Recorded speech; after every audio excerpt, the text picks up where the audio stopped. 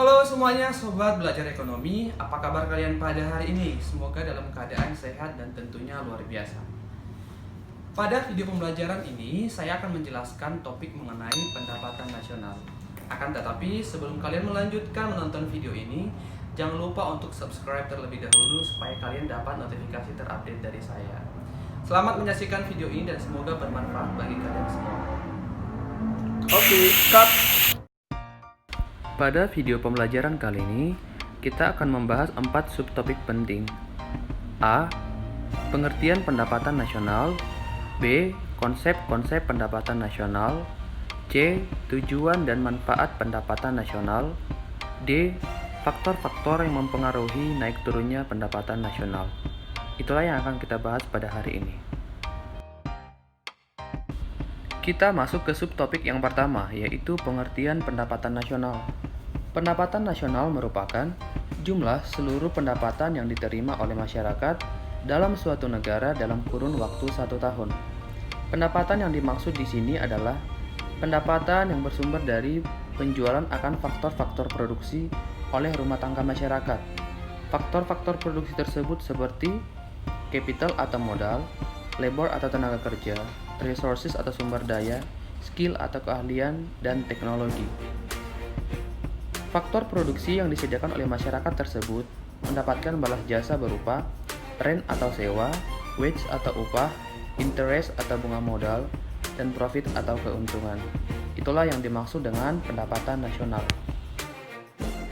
Kalau sudah paham pengertian pendapatan nasional, maka kita lanjut ke konsep pendapatan nasional. Konsep pendapatan nasional terbagi ke dalam 6 konsep.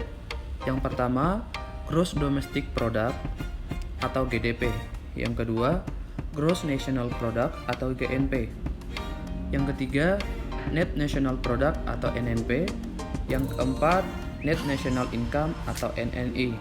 Yang kelima, Personal Income atau PI. Dan yang keenam adalah Disposable Income atau DI. Itulah yang akan kita bahas dalam konsep pendapatan nasional. Kita masuk ke konsep pertama, yaitu Gross Domestic Product atau disebut juga produk domestik bruto.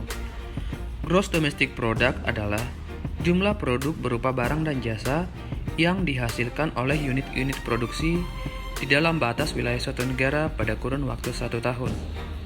Yang perlu digarisbawahi dari Gross Domestic Product adalah batas wilayah. Sehingga dalam perhitungan Gross Domestic Product, yang dihitung adalah pendapatan yang ada di dalam negeri atau yang ada di Indonesia itu sendiri. Maka didapatlah rumusnya, GDP sama dengan pendapatan warga negara Indonesia yang ada di Indonesia atau dalam negeri plus pendapatan warga negara asing yang ada di Indonesia atau yang berada di dalam negeri. 2. Konsep Gross National Product atau produk nasional bruto. GNP itu sendiri adalah seluruh nilai produk barang maupun jasa yang dihasilkan masyarakat pada suatu negara dalam periode 1 tahun. Berbeda dengan perhitungan GDP, dalam perhitungan GNP rumusnya adalah GNP sama dengan GDP dikurangi dengan neto luar negeri. Neto luar negeri itu sendiri adalah selisih bersih antara pengurangan pendapatan warga negara asing di dalam negeri dikurangi dengan pendapatan warga negara Indonesia yang ada di luar negeri. 3. Konsep Net National Product atau produk nasional neto. NNP itu sendiri adalah jumlah barang maupun jasa yang dihasilkan masyarakat dalam periode tertentu tapi setelah dikurangi dengan penyusutan atau sering disebut dengan istilah depresiasi ditambah dengan barang pengganti modal. Untuk itu didapatlah rumus NNP sama dengan GNP dikurangi dengan penyusutan atau depresiasi. 4. Konsep Net National Income atau pendapatan nasional neto, yaitu seluruh penerimaan yang diterima oleh masyarakat setelah dikurangi dengan pajak tidak langsung ditambah dengan subsidi. Dalam hal ini, rumus NNI adalah NNP dikurangi pajak tidak langsung tambah subsidi. Apa itu pajak tidak langsung? Pajak tidak langsung adalah pajak yang dibayarkan oleh masyarakat atau konsumen selaku pihak ketiga. Ada 3 pihak yang terlibat dalam pemungutan dan pembayaran pajak. Pihak pertama pemerintah selaku pemungut, pihak kedua produsen atau perusahaan selaku penjual barang, Dan yang ketiga adalah konsumen sebagai pihak ketiga. 5 konsep personal income atau PI, yaitu jumlah seluruh penerimaan yang diterima oleh masyarakat yang benar-benar sampai ke tangan masyarakat itu sendiri. Rumus PI adalah NNI ditambah transfer payment dikurang laba ditahan, iuran asuransi, iuran jaminan sosial, dan pajak perseroan. Laba ditahan adalah laba yang belum dibagikan kepada investor, dalam hal ini adalah dividen yang belum dibagikan. Kemudian transfer payment adalah pembayaran oleh pemerintah untuk hal-hal yang tidak bersifat produktif seperti pembayaran gaji pensiun. Yang berikutnya adalah pajak perseroan. Pajak perseroan adalah pajak yang dipungut kepada badan usaha milik negara atau BUMN berbentuk persero. Contohnya seperti PT Pertamina, PT PLN, dan PT BRI Persero, atau badan usaha milik negara yang berbentuk persero. Konsep yang keenam atau yang terakhir adalah disposable income atau DI. DI adalah pendapatan yang sudah siap untuk dibelanjakan.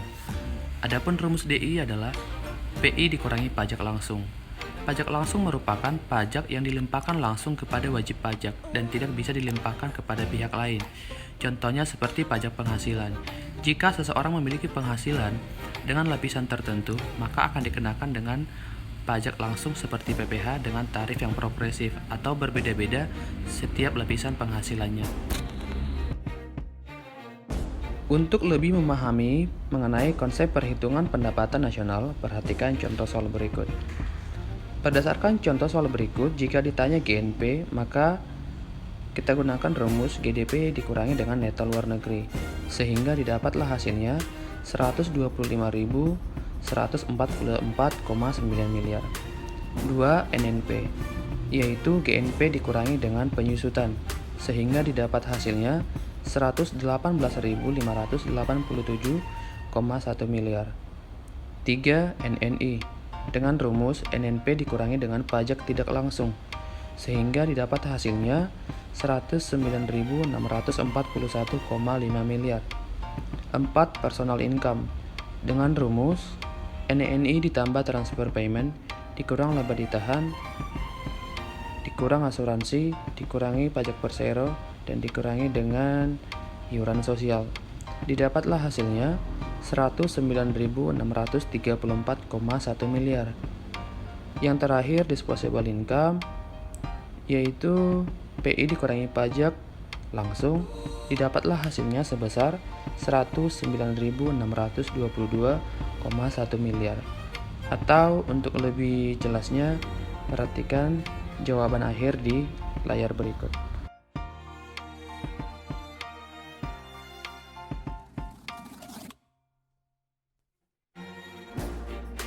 Selanjutnya kita masuk ke tujuan dan manfaat perhitungan pendapatan nasional. A. Tujuan. 1. Untuk mengetahui kemajuan perekonomian suatu negara. Dengan menghitung tingkat pendapatan nasional dengan metode tertentu, maka pemerintah bisa mengetahui tingkat kemajuan perekonomian pada periode tertentu. 2. Untuk menganalisis faktor-faktor yang mempengaruhi kemajuan ekonomi suatu negara. Faktor-faktor yang mempengaruhi kemajuan ekonomi suatu negara tentu sangat banyak. Untuk itu, perlu dihitung tingkat pendapatan nasionalnya untuk mengetahui apa saja faktor yang mempengaruhinya. 3. Untuk memperoleh taksiran nilai barang dan jasa secara akurat. Melalui perhitungan pendapatan nasional dengan metode produksi, yaitu dengan menghitung nilai tambah pada barang maupun jasa, maka pemerintah bisa memperoleh taksiran nilai barang dan jasa. 4. Untuk mengetahui dan membuat rencana pembangunan. Melalui data pendapatan nasional, maka pemerintah akan bisa membuat rencana dalam hal pengalokasian dana-dana untuk rencana pembangunan ke depannya. B. Manfaat perhitungan pendapatan nasional. 1. Sebagai komponen pengukur tingkat kemakmuran suatu negara. Kemakmuran suatu negara diukur dari sisi indeks pembangunan manusia seperti pendidikan atau melek huruf dan tingkat kesehatan. Salah satunya juga adalah tingkat pendapatan nasional. 2. Untuk mengetahui pertumbuhan perekonomian negara dengan cara membandingkan pendapatan nasional dari waktu ke waktu. Pertumbuhan perekonomian negara dihitung dengan membandingkan antara GNP tahun yang ditanya dengan GNP tahun sebelumnya. 3. Dapat dijadikan dasar perbandingan dengan perekonomian negara lain. Tingkat kemakmuran suatu negara dengan negara lain sangat berbeda-beda. Untuk menentukan negara tersebut negara maju, berkembang atau miskin, salah satunya ditentukan oleh tingkat pendapatan nasional. Manfaat yang terakhir adalah dapat membantu pemerintah di bidang kebijakan ekonomi. Dengan mengetahui data pada pendapatan nasional, maka pemerintah akan bisa mengambil kebijakan yang signifikan dan relevan terhadap keadaan perekonomian pada saat itu. Kita masuk ke subtopik bahasan terakhir, yaitu faktor-faktor yang mempengaruhi tinggi rendahnya pendapatan nasional. Ada 5 faktor-faktor yang mempengaruhi, diantaranya 1. Kualitas sumber daya manusia. Tingkat kualitas sumber daya manusia bisa tercermin dari produktivitas dan penguasaan akan ilmu pengetahuan dan teknologi. Itulah sebabnya mengapa negara-negara dengan perekonomian maju memiliki kualitas sumber daya manusia yang baik. 2. Keadaan alam atau potensi sumber daya alam. Hampir setiap negara memiliki potensi sumber daya alam yang berbeda-beda. Perbedaan pada potensi sumber daya alam tersebut juga terlihat pada perbedaan tinggi rendahnya pendapatan nasional antara masing-masing negara. 3. Ketersediaan modal. Ketersediaan modal yang cukup akan memberikan stimulus kepada pelaku-pelaku usaha untuk meningkatkan produksinya. Dengan adanya peningkatan produksi, maka hal ini akan mengakibatkan peningkatan pada pendapatan nasional. 4. Stabilitas dan kebijakan. Stabilitas ekonomi tercermin dari keadaan harga-harga barang di pasar, atau bisa kita lihat dari tingkat inflasinya. Negara dengan tingkat inflasi yang tinggi akan mengakibatkan rendahnya pendapatan nasional. Sebaliknya, negara dengan tingkat inflasi yang rendah akan berdampak juga pada naiknya tingkat pendapatan nasional. Kebijakan ekonomi yang tepat akan berdampak pada pola perekonomian yang tepat.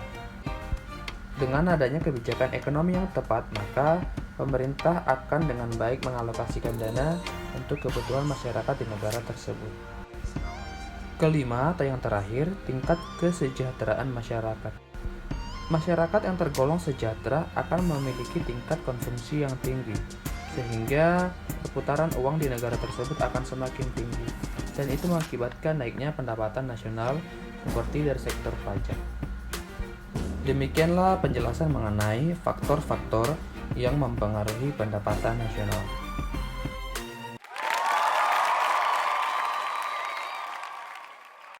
Demikianlah pembelajaran kita pada hari ini mengenai pendapatan nasional pada pertemuan yang pertama. Saya percaya bahwa apa yang saya sampaikan melalui video pembelajaran ini akan berguna bagi Anda dan masa depan Anda semuanya. Jika Anda menyukai video ini, jangan lupa like, komen, dan share sebanyak-banyaknya ke teman kalian, supaya teman kalian juga bisa menyimak dan menyaksikan video ini. Terima kasih telah menyaksikan video ini, sampai jumpa pada video pembelajaran berikutnya.